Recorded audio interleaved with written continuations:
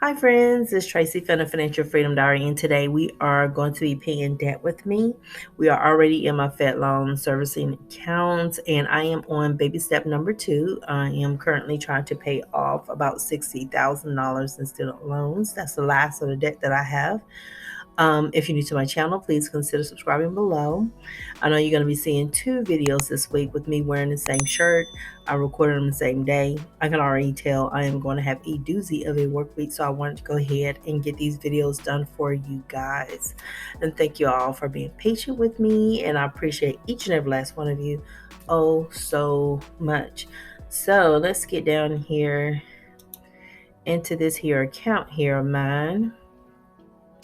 And so we can see here when my last payment process, which was on 6/9 for $545.19, and I currently owe $59,989.22. So let's get into my loan details. I'm looking for 14 this week. So I owe $31.15.73. And this is another one of my loans that I had made a video showing you guys that I'm talking about capitalized interest where the principal balance is more than what I originally borrowed. And so this is another one where you can see that right here. I originally borrowed $2,500 and I currently owe $3,115.73. Capitalized interest really did work against me, especially in my unsubsidized loans, especially in those. Very few of the subsidized loans were like that, but the unsubsidized loan, I got it. So we are not going to cry over spilled milk. Let's go ahead and make a payment on this loan.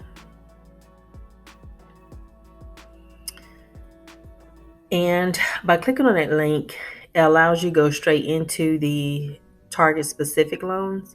I don't want to pay all the loans because if you do that, they're going to break it out according to a percentage that they have for that one payment. And I don't want mine split up between all of the last 9 loans that I have left. I want it all to go into one specific loan while I don't have to make a payment during this period. So I'm going to make a payment of $1877.19. Whew. I think this is why I live, to get paid, just so I can pay this stuff off. So I'm going to set that date for 6/16, and that'll come out of my checking account probably sometime this week. Hopefully I can update that balance by Saturday. But if that's Tuesday, might not be able to until about Monday because it takes them about 3 to 4 days sometimes to process my payments. But yeah, so let's go ahead and click make payment. Okay, I'm going to transition into the last screen for you guys because there's some personal information on the bottom of this screen. Okay, so that is already done, and that is in the works. I always like to go back to my account summary so I can see that payment pending down here. I don't know why I do it, but I do. And so, yeah, the further I can get away from 60K, the better I feel, because what is it? We're going to be not making payments all the way through September 30th. And normally my payment would have failed on September 18th, and it'll start right back up in October. So I'm trying to get as much done during this time as I can to lower this total balance. Because what that'll do is when I do start back accruing interest, I will be under the $300 a month in interest at that point, instead of paying almost like over $300, almost $400 in interest a month on my student loans. So that's why I'm going ahead and get this stuff done right now, y'all. But this is a personal thing because you guys know I work for a essential company, so I'm considered an essential worker. If things were going to pan out in a different way, I would have made a different decision. I probably would have saved up everything and I wouldn't have done this. So that's why I kept going. And I will put a link in the description box to the federal student aid website, because I have been looking at the capitalized interest thing, because I've been wondering, like, once this forbearance period is over, for those people who were paying their loans regularly, will they capitalize the interest? And I think that answer is no.